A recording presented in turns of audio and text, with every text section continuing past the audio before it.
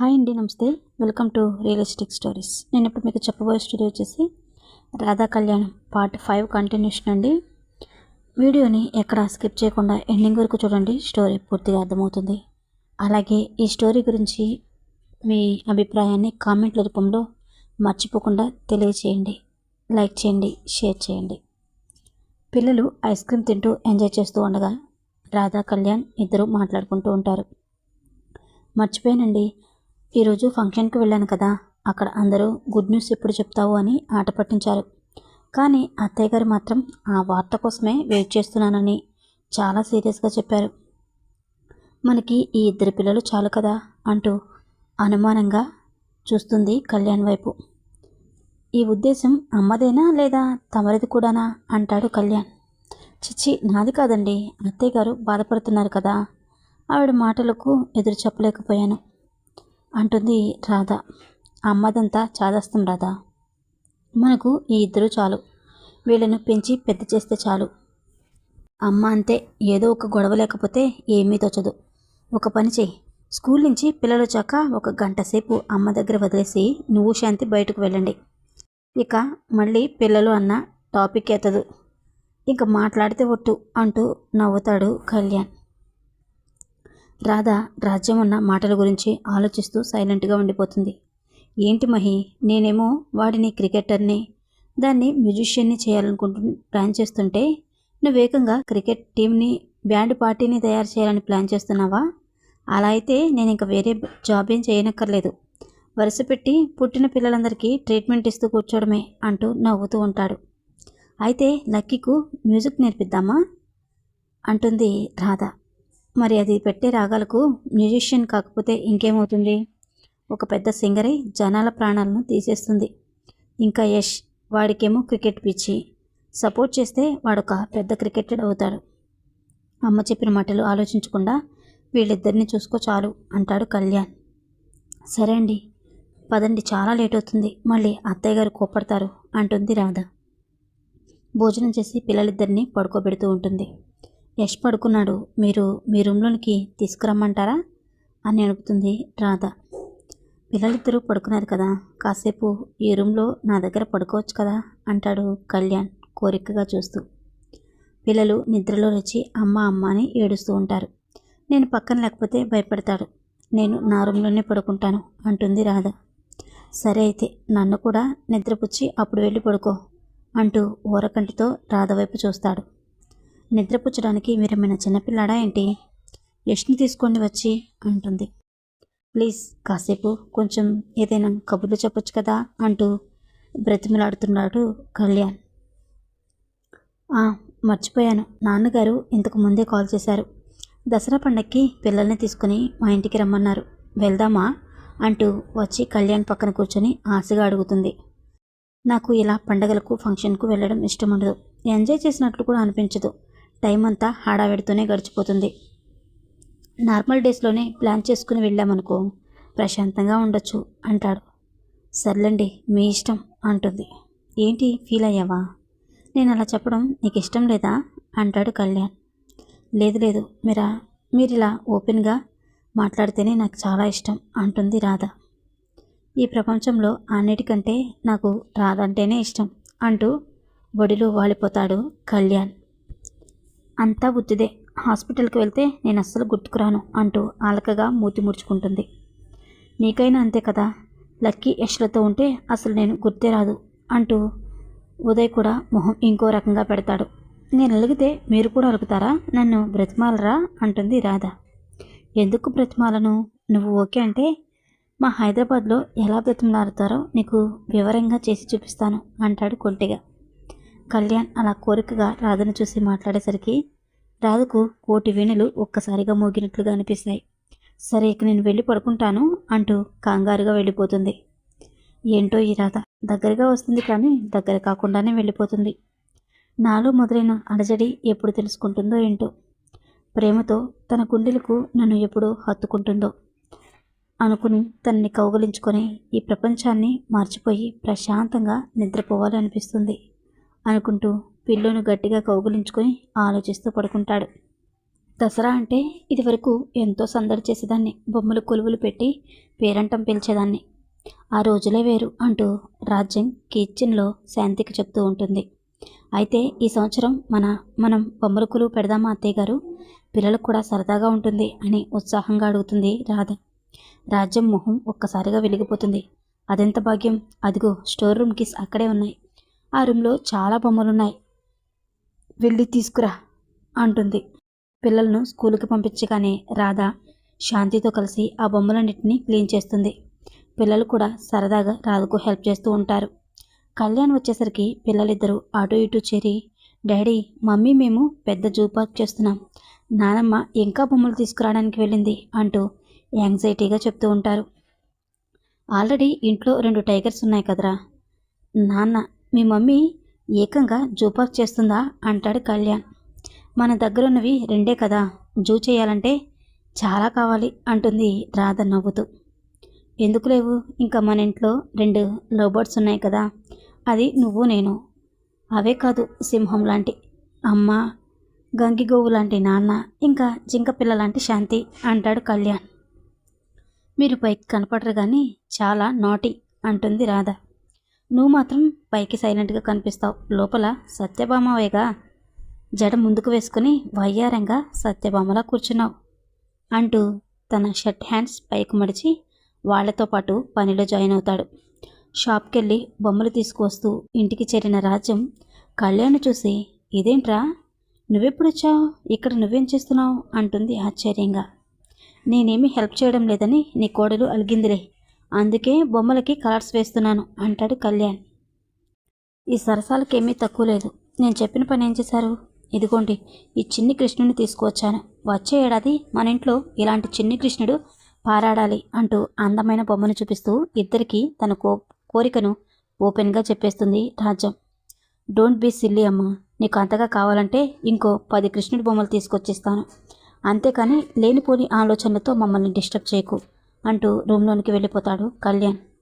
నువ్వు అలాగే అంటా ఉండు రాధా, నీకే చెప్తున్నాను, నాకు ఇంకో మనవడిని ఇవ్వాల్సిన బాధ్యత నీదే అని చెప్పి వెళ్ళిపోతుంది రాజ్యం. పగలంతా అలసిపోయి సంతృప్తిగా నిద్రలోకి జారుకున్న రాధని చూస్తుంటే కళ్యాణ్కు ఎందుకో గుబురుగా అనిపిస్తుంది. నా మొదటి భార్య దూరమైనప్పుడు ఆ దెబ్బను ఎలాగో భరించగలిగాను, కానీ రాధ దూరమైతే భరించే శక్తి నాకు ఇక లేదు. జీవితాంతం రాధ నాతోనే ఉండాలి అని రాధను కళ్ళారా చూసుకుంటూ నిద్రపోతాడు. ఉదయం కాగానే ఇల్లంతా బొమ్మల కొలువుతో హడావిడైపోతుంది. పేరంటానికి వచ్చిన అందరూ ఆ కొలువు కన్నా వాళ్ళింట్లో కొలువు తీరిన సంతోషమే ఎక్కువగా కనిపిస్తుంది. చిట్టి చిట్టి చేతులతో లక్కీ యష్లు వచ్చిన వాళ్ళందరికీ గిఫ్ట్లు ఇస్తూ సందడి చేస్తూ ఉంటారు. మహి అందరికీ మర్యాదలు చేస్తూ బిజీ అయిపోతుంది. రాజ్యం తీరిగ్గా కూర్చొని వచ్చిన వాళ్ళతో కబుర్లు చెప్పుకుంటూ ఉంటుంది. పట్టుచీరలో బుట్టబొమ్మలా ఉన్న రాధను చూసి ఎప్పుడు ఒంటరిగా దొరుకుతుందా అని కళ్యాణ్ 1000 కళ్ళతో ఎదురు చూస్తూ ఉంటాడు. ఫంక్షన్ అయిపోగానే, అరే కళ్యాణ్, నా కోరిక నువ్వు తీర్చాల్సిందే అని గట్టిగా అడుగుతుంది రాజ్యం. నువ్వు ఎన్నిసార్లు అడిగినా నేను అదే సమాధానం చెప్తానమ్మా. మేమిద్దరం మాకు ఇద్దరు అంతే, ఇంకా పిల్లలు కావాలనే ఆలోచన ఈ ఇంట్లో నుంచి తీసేస్తే మంచిది. ఇంకెప్పుడు ఈ టాపిక్ నా దగ్గర తీసుకురాకు అని చెప్పి కోపంగా వెళ్ళిపోతాడు కళ్యాణ్. రాత్రి అయ్యేసరికి పిల్లలు అలసిపోయి నిద్రలోకి జారుకుంటారు. రాధ రూమ్లో కూర్చొని ఆలోచిస్తూ ఉంటుంది. ఇదిగో Radha, this is for you అంటూ ఒక కవర్ తీసుకొచ్చి రాధకు ఇస్తాడు కళ్యాణ్. ఏమిటది అంటూ ఓపెన్ చేసి చూస్తుంది. Jeans pant and T-shirt. ఇవి ఎవరికి అని అనుమానంగా అడుగుతుంది రాధ. నీ ఏజ్ అంతా, నువ్వేమైనా ముసలిదానివా ఏంటి? ఈ డ్రెస్లో నిన్ను చూడాలని ఎప్పటి నుంచో నాకు ఆశగా ఉంది. ప్లీజ్ రాధా, ఒకసారి వేసుకుని చూపించవా అంటూ బ్రతిమిలాడతాడు. సరే ఒక్కసారే అంతే, ఇంకెప్పుడు వేసుకోను అంటుంది రాధ. టైట్ జీన్స్ వంటికి అద్దినట్లుగా ఆ టీషర్ట్ రాధ ఫిగర్ను అద్భుతంగా ఎలివేట్ చేస్తుంది. టాప్ను కిందకు లాక్కుంటూ భయపడుతూ బయటకు వస్తుంది. వావ్, మైండ్ బ్లోయింగ్ అంటూ రాధని చూడగానే లేచి రాధ జడ పట్టుకొని విప్పడం మొదలు పెడతాడు. ఏం చేస్తున్నారు కళ్యాణ్ గారు అంటుంది రాధ. కాసేపు మాట్లాడకుండా ఉండు అని హెయిర్ అంతా ఓపెన్గా వదిలేసి ఫేస్కు చిన్న చిన్న మిరుగులు దిద్ది తృప్తిగా ఒకసారి చూసుకొని, లెట్స్ గో, పద వెళ్దాం అంటాడు. ఈ టైంలో ఎక్కడికి, మరి పిల్లలు అని ఆశ్చర్యంగా అడుగుతుంది. సెకండ్ షో సినిమాకి వెళ్దాం. ఆల్రెడీ శాంతికి చెప్పాను, వచ్చి పిల్లల దగ్గర పడుకుంటుంది. అమ్మ నాన్న కూడా నిద్రపోయి ఉంటారు. ఏం పర్లేదు రా అంటూ తీసుకువెళ్తాడు. నాకు చాలా సిగ్గుగా ఉందండి, అత్తయ్య మమ్మయ్య చూస్తే అంటుంది రాధ. వాళ్ళంతా పడుకున్నారు, నువ్వు కంగారు పడుకుంటారా అంటూ కిందకు వచ్చి శాంతిని పిలుస్తాడు. శాంతి, నువ్వు వెళ్ళి పిల్లల దగ్గర పడుకో, ఒకవేళ వాళ్ళు లేచి ఏడిస్తే నా మొబైల్కు కాల్ చేయి అని చెప్తూ ఉంటాడు. ఆ మాటలు వినిపించి రాజ్యం గదిలో నుంచి బయటకు వచ్చేస్తుంది. ఎక్కడికి వెళ్తున్నారా అంటుంది అనుమానంగా. అప్పటికే రాధ కళ్యాణ్ వెనకాల దాక్కుంటుంది. అమ్మా, ఈ అమ్మాయి ఎవరో చెప్పుకో చూద్దాం అంటూ వెనుక ఉన్న రాధను లాగి మరీ ఆవిడికి చూపిస్తూ అల్లరిగా అడుగుతాడు కళ్యాణ్. రాధను చూడగానే రాజ్యం కెవ్వమని అరుస్తుంది. అది విని విష్ణుమూర్తి గారు కంగారుగా గదిలో నుంచి బయటకు వస్తారు. ఏంట్రా ఇది, చక్కగా ఉన్న పిల్లని పట్టుకుని ఇలా తయారు చేశావు, నీకు అసలు బుద్ధి లేదు అంటూ రాజ్యం మండిపోతూ ఉంటుంది. చాలా బాగున్నావమ్మా రాధా అంటారు విష్ణుమూర్తి. ఏం బాగుంది, నాకేం నచ్చలేదు, నాకు ఒళ్ళు మండిపోతుంది అంటుంది రాజ్యం. మీ అత్తయ్య అంతేలమ్మా, పాత చింతకాయ పచ్చడి లాంటిది, అలాగే అంటుంది. కానీ మీరు ఎక్కడికో వెళ్తున్నట్లున్నారు, వెళ్ళండి అంటాడు విష్ణుమూర్తి. వాడు బయటకు వెళ్ళగానే రాజ్యం చిటపటలు మొదలు పెట్టేస్తుంది. ఏమైందండి వీడికి, రోజు రోజుకి ఎలా తయారవుతున్నాడు, దాన్ని ఎలా తయారు చేశాడో చూడండి అంటూ చిర్రుబుర్రులాడుతూ ఉంటుంది. ఇద్దరు పిల్లల్ని పెట్టుకుని ఈ వేషాలేంటి, వయసు వచ్చిన కొద్దీ బుద్ధి రావడం పోయి కుర్రచేష్టలు చేస్తున్నాడు వీడు అంటూ అరుస్తూ ఉంటుంది. వాళ్ళ వయసు గురించి నువ్వు మాట్లాడుకు రాజ్యం, ఎన్ని రోజుల తర్వాత వాళ్ళు వాళ్ళ వయసులా ఉంటున్నారు, అన్నీ అనుభవించాల్సిన వయసులో వాళ్ళు బాధలు మర్చిపోయి కొత్త జీవితం మొదలు పెట్టాలి అనుకుంటున్నారు, వాళ్ళని ఇలా హ్యాపీగా ఉండని అంటూ కూల్గా చెప్తాడు విష్ణుమూర్తి. నాకు ఇప్పుడు అర్థమవుతుంది వీడు ఎందుకు పిల్లల్ని వద్దు అంటున్నాడు, ఇదిగో ఇలా సినిమాలు షికార్లు చేయడానికే అంటూ రుసరుసలాడుతూ గదిలోనికి వెళ్ళిపోతుంది. కళ్యాణ్ హుషారుగా వెళ్ళి తను ఎప్పటినుంచో వాడకుండా మూలన పడేసిన బైక్ను తీసి స్టార్ట్ చేస్తాడు. అలా బైక్ మీద కూర్చున్న కళ్యాణ్ను కనురెప్పల మాటు నుంచి గాఢంగా చూస్తూ, ఈ స్మార్ట్ యంగ్ నావాడు అనే రాధ హృదయంలో మధురమైన అలజడి రేగుతుంది.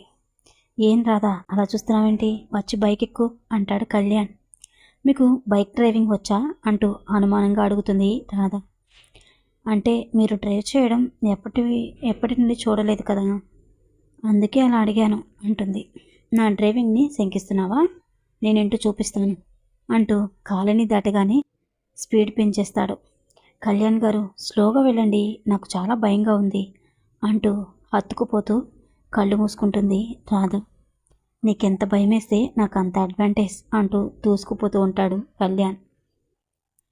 చుట్టూ చేతులు బిగించి అతన్ని గట్టిగా హత్తుకొని కదలకుండా కూర్చుంటుంది రాధ.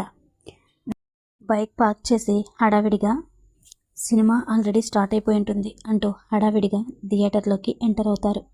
అదొక హిందీ రొమాంటిక్ సినిమా చూడాలనే ధ్యాస ఏమాత్రమూ లేకుండా కళ్యాణ్ రాధని తృప్తిగా చూసుకుంటూ మోడ్రన్ డ్రెస్లో రాధ అందాలను ఆస్వాదిస్తూ, ఈ అందాల రాసి నాకు ఎప్పుడు సొంతమవుతుందో అని ఊహల్లో తేలిపోతూ ఉంటాడు. నన్ను కాదు సినిమా చూడండి అంటుంది రాధ. ఏ రాధ, అండి ఇండి అవతల పడేస్తే హాయిగా ఉంటుంది, అయినా నా ఏజ్ అంతా 27 ఏళ్లే, అప్పుడే నాన్నలా కనిపిస్తున్నానా, పేరు పెట్టి స్వతంత్రంగా పిలువు అంటాడు. నేను అలా పిలవలేనండి అని రాధ సిగ్గుపడుతూ చెప్తుంది. అలా అయితే నా మొదటి భార్య నన్ను ఎరా ఒరే అని కూడా పిలిచేది తెలుసా అని నవ్వుతూ చెప్తాడు కళ్యాణ్. రాధ మౌనంగా ఉండిపోతుంది. సంతోషంగా ఉన్న ఈ టైంలో తన మొదటి భార్య ప్రస్తావన రాధకు ఏమాత్రం నచ్చలేదు. ఏంటి రాధ, ఏంటి అలా ఉన్నట్టుండి డల్ అయిపోయావు అంటాడు కళ్యాణ్. మీరు మీ భార్య గురించి మాట్లాడితే నాకెందుకో జలసీగా అనిపించింది అని మొహమాటం లేకుండా చెప్పేస్తుంది. సారీ కళ్యాణ్ గారు, నేను అలా ఫీల్ అయ్యానంటే నాకే ఆశ్చర్యంగా ఉంది. తను మీ ఫస్ట్ లవ్ అని, ఆమె అంటే మీకు ప్రాణమని తెలుసు, కానీ ఎందుకో తట్టుకోలేకపోయాను అంటూ తలదించుకుంటుంది రాధ. థ్యాంక్ యూ రాధా అని ప్రేమగా దగ్గరికి తీసుకుంటాడు కళ్యాణ్. అదేంటి, నేను ఇలా రియాక్ట్ అయితే మీకు బాధగా అనిపించలేదా అంటుంది రాధ. చాలా సంతోషంగా ఉంది రాధ, నీకు ఇంత లేట్గా జలసీ వచ్చింది, కానీ నేను ఎప్పుడూ ఇలా ఫీల్ అయ్యాను తెలుసా అంటాడు. అవునా, మీరా, ఎప్పుడు అని ఆశ్చర్యంగా అడుగుతుంది. అదే ఆ రోజు శ్యామ్ డెత్ యానివర్సరీ రోజు నువ్వు అతని గురించి చాలా ఫీల్ అయ్యావు, గుర్తుందా? ఆ రోజు నాకు ఇలానే అనిపించింది. అందుకే నీ మైండ్ డైవర్ట్ చేయడానికి ఫామ్ హౌస్కి తీసుకువెళ్ళాను. కళ్యాణ్ గారు, మనం ఎందుకు ఇలా ఫీల్ అవుతున్నాం? అసలు ఇది కరెక్టేనంటారా అంటుంది రాధ. రైటో రాంగో నేను చెప్పలేను, కానీ మనం ఎందుకు ఫీల్ అవుతున్నానో మాత్రం చెప్పగలను రాధా. మనం ఫీల్ అయ్యేది పొసెసివ్నెస్ మాత్రమే. తన పార్ట్నర్ కేవలం తనకి మాత్రమే సొంతం అని ఎంత గాఢమైన ప్రేమ అవతల వాళ్ళపై కలిగినప్పుడు వాళ్ళ ప్రేమలో ఏమాత్రం షేరింగ్ని మన మనసు యాక్సెప్ట్ చేయదు. తన పార్ట్నర్ సర్వస్వం తనకే చెందాలనే ఆరాటం మొదలవుతుంది. వాళ్ళు ఇంకెవరిని తలుచుకున్నా కానీ మనకు నచ్చదు. ఆ స్టేజ్లోనే మనం ఇప్పుడు ఉన్నాం. సృష్టిలో ఏ ప్రేమైనా షేరింగ్ని యాక్సెప్ట్ చేస్తుంది రాదా. మొదట్లో యష్ నా పైన ఎంతో పొసెసివ్నెస్గా ఫీల్ అయ్యేవాడు, కానీ తర్వాత లక్కీతో నన్ను షేర్ చేసుకోవడానికి యాక్సెప్ట్ చేశాడు. బ్రదర్స్, సిస్టర్స్, పేరెంట్స్, ఫ్రెండ్స్, ఇలా ఎక్కడైనా మనం షేరింగ్ని యాక్సెప్ట్ చేయగలం, కానీ భార్యాభర్తల ప్రేమలో మాత్రం ఆ ఊహని కూడా భరించలేం. అయితే ఈరోజే ఈ అందమైన అమ్మాయి మనసులో నేనున్నానని తెలుస్తుంది. కరెక్టేనా అంటూ మెరుస్తున్న కళ్ళతో అడుగుతాడు కళ్యాణ్. కళ్యాణ్ గారు, ఈరోజు మీరు నాకు ఎంత నచ్చారో నేను మాటల్లో చెప్పలేకపోతున్నాను. ఇలా మనిద్దరం బయటికి రావడం చాలా థ్రిల్లింగ్గా అనిపిస్తుంది. మీకు ఇన్ని టేస్ట్లు ఉన్నాయని నాకు ఈరోజే పూర్తిగా అర్థమైంది అంటుంది రాధ. అంటే ఇంతకుముందు రొమాన్స్ తెలియని ముద్దును అనుకున్నావు కదూ అంటాడు కళ్యాణ్. మీరు చాలా రొమాంటిక్ పర్సన్ అని గిరిజ ఆ రోజే కనిపెట్టేసింది. అది చెప్పింది 100% కరెక్టే అంటూ చిన్నగా నవ్వుతుంది. ఎప్పుడు? ఆ రోజేనా? అదే నీ లిప్కి దెబ్బ తగిలింది అప్పుడే కదా అంటాడు కళ్యాణ్ ఆత్రంగా. అంటే గిరిజ చెప్పింది నిజమేనా అంటుంది రాధ. 100% కరెక్ట్ రాధా. నీలో హై వోల్టేజ్ కరెంట్ ఉంది. ఆ రోజే నాకు షాక్ కొట్టించావు. ఎంత పెద్ద షాకో తెలుసా? అప్పటి నుంచి నా హార్ట్ రాధా రాధా అని కొట్టుకునేంత. నా గుండె అప్పటి నుంచి నీ జపమే చేస్తుంది. కావాలంటే విను అంటూ రాధను తన గుండెకు హత్తుకుంటాడు. కళ్యాణ్ గుండె చప్పుడు అంత దగ్గరగా ఉంటున్న రాధకు ఆ ప్రదేశం చాలా కంఫర్ట్గా అనిపిస్తుంది. కళ్యాణ్ వ్యక్తపరచలేని ఇంకెన్నో భావాలు కళ్యాణ్ కౌగిలిలో రాధ చవి చూస్తుంది. చాలా ధైర్యంగా అనిపిస్తుంది. 2 చేతులతో కళ్యాణ్ను కౌగిలించుకొని గుండెలపైన సేద తీరుతుంది. ఇంట్లో రాజ్యం మాత్రం నిద్రపోకుండా ఎలాగైనా రాధను కంట్రోల్ చేయలేకపోతే ఇంట్లో వాళ్ళందరినీ తన వైపు తిప్పుకుంటుంది అనుకుంటూ రాధ గురించి ఆలోచిస్తూ ఉంటుంది. ఉదయం కాగానే అందరూ ఎవరి పనిలో వాళ్ళు బిజీ అయిపోతారు. ఏవండి, వాచ్ మర్చిపోయారు అంటూ కళ్యాణ్ వెనకాలే వెళ్ళి వాచ్ ఇచ్చి కళ్యాణ్ మాటలకు నవ్వుకుంటూ సిగ్గుపడుతూ లోపలికి వస్తుంది రాధ. రాధ సంతోషాన్ని చూసి కసుబుసులు మొదలు పెడుతుంది రాజ్యం. అవేమీ పట్టించుకోకుండా సాయంత్రం వరకు ఓపిక పడుతుంది రాధ. పిల్లలకు హోంవర్క్ చేపిస్తూ వంట చేసుకుంటూ ఉంటుంది. పిల్లలిద్దరూ కొట్టుకోవడం స్టార్ట్ చేస్తారు. యష్ లక్కీపై గెలవలేక తన హోంవర్క్ చేస్తున్న బుక్లో పేజీలను చింపేస్తాడు. కిచెన్లో ఉన్న రాధ కంగారుగా బయటకు వచ్చి, యష్ బుక్ చింపావా? బుద్ధి లేదు, మళ్ళీ ఎప్పుడైనా ఇలా చేసావంటే దెబ్బలు పడతాయి, జాగ్రత్త అంటూ వార్నింగ్ ఇస్తూ ఉంటుంది. అది విన్న రాజ్యం తారాజువల గదిలో నుంచి దూసుకుంటూ వచ్చి, అప్పుడే నీ బుద్ధి బయట పెట్టుకున్నావా? పసిపిల్లాడు తెలియక పుస్తకంలో పేజీ చింపినంత మాత్రాన వాడిని కొట్టి చంపేస్తావా? వాడి మీద పెత్తనం చేయడానికి అసలు నువ్వెవరివే? ముందు నీ హద్దుల్లో నువ్వుండు. మా మంచితనాన్ని చేతకానితనంగా తీసుకుని ఆటలాడుతున్నావా? ఎవడికో పుట్టిన ఆ తద్దినాన్ని తెచ్చి మా నెత్తిన పెట్టుకున్నందుకు, నీలాంటి దాన్ని నా కొడుకు చేసుకున్నందుకు బాగానే బుద్ధి చెప్పావు. ఏదో మందు పెట్టి నా కొడుకుని మనవడిని వశం చేసుకున్నంత మాత్రాన నేనేం చేతులు ముడుచుకుని కూర్చుంటాను అనుకోకు. నువ్వేదో పెద్ద అందగత్తెవు అనుకునేగా ఈ గర్వమంతా. నీకన్నా అందమైన వాళ్ళు, కన్నెపిల్లలు నా కొడుకు కోసం క్యూలు కట్టి మరీ నుంచున్నారు. రేపటికల్లా వాడికి మళ్ళీ పెళ్లి చేసి ఇంకో వారసుని కనిపించుకోగలం. అంతే తప్ప నువ్వు అనుకున్నట్లు మా ఆస్తి నీ కూతురికి దక్కనివ్వను. నీ ఆటలు ఇక సాగనివ్వను. అర్థమైందా అంటూ దడదడ ఊపిరి తిప్పుకోకుండా అనాల్సిన 4 మాటలు అనేసి ఆయాసపడుతూ యష్ను గదిలోనికి తీసుకువెళ్ళి డోరు వేసేస్తుంది. అంతసేపు కొయ్యలా నిలబడ్డ రాధ కంటి నిండా నీళ్లతో అలాగే చూస్తూ ఉంటుంది.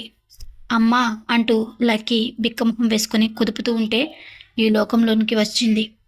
రాజ్యం ఉగ్రరూపాన్ని అరుపుల్ని చూసి లక్కీ హడలిపోతుంది. వెంటనే లక్కీని తీసుకుని తన రూమ్లోనికి వెళ్ళిపోతుంది. రాజ్యం అన్న మాటలు మనసులో కదులాడుతూ లక్కీని తీసుకుని గుండెలకు హత్తుకుంటుంది. ఎవరి కోసమైతే ఈ బంధంలో చిక్కుకున్నానో అది తనకే శాపమయ్యేలా ఉంది. ఈ లేత మనసు గాయపడితే ఆ తప్పు ఎవరిది? అంతా నాదే కదా అనుకుంటూ ఊపిరాడనట్లుగా తన మనసంతా ఉక్కిరిబిక్కిరి అయిపోతూ ఉంటుంది. ఆవేశంగా లేచి సూట్ కేస్ సర్దేసి లక్కీని తీసుకుని కిందకు వచ్చేస్తుంది. అదేంటమ్మా వెళ్ళిపోతున్నారా అంటూ శాంతి కంగారుగా పరిగెత్తుకొస్తుంది. యష్ నన్ను చూస్తే ఇప్పుడు మళ్ళీ ఏడుస్తాడు. నేను వెళ్ళాక ఆవిడకు చెప్పండి అంటూ వేగంగా బయటకు వెళ్ళిపోతుంది. మిగిలిన భాగం తర్వాతి ఎపిసోడ్లో చూద్దామండి. ఈ స్టోరీ కనుక మీకు నచ్చినట్లయితే లైక్ చేయండి, షేర్ చేయండి, సబ్స్క్రైబ్ చేసుకోండి. Thank you.